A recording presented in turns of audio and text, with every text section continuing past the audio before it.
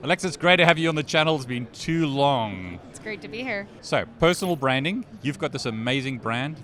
You grew rapidly. Why is personal branding important, and how has your personal brand given you opportunities?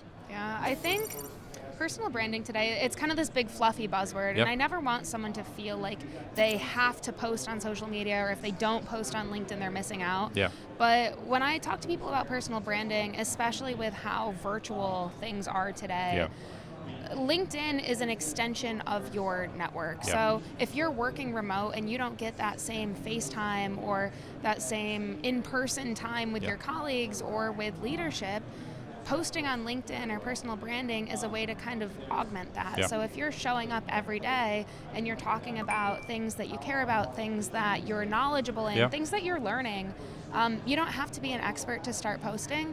That's true. one of my favorite ways is to just post what you're learning. If you took every Friday and you sat down and said, what is one thing that I learned this week I think Yeah. I could share, you would have 52 posts It's a good point. at the end of the year documenting your journey of how you grew educationally as an engineer over that year in your life. It doesn't have to be complicated.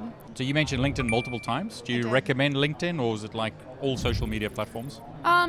Most people gravitate towards LinkedIn because when we're talking about personal branding, it's usually in a professional sense, Yeah. right? When we're talking about career growth. I don't have a favorite platform. I say I don't have a favorite child, right? I Yeah. post on all three, Yeah. LinkedIn, TikTok, and Instagram, but you will be more successful creating content on a platform that you are a super user of. Yeah. So I don't post on YouTube because I don't use YouTube, Okay. believe it or not. I'm sorry. That is like scary. Okay.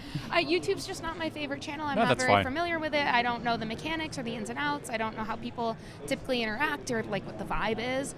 I'm more of an Instagram and TikTok girl, and that's where I've found the most success because that's where I live and breathe and Yeah. consume content. Text, video, what do you suggest, or is it just what you're comfortable with? Create what you like. Yeah. You will be 10 times more successful if you're creating content that you have fun making on a platform that you enjoy being on.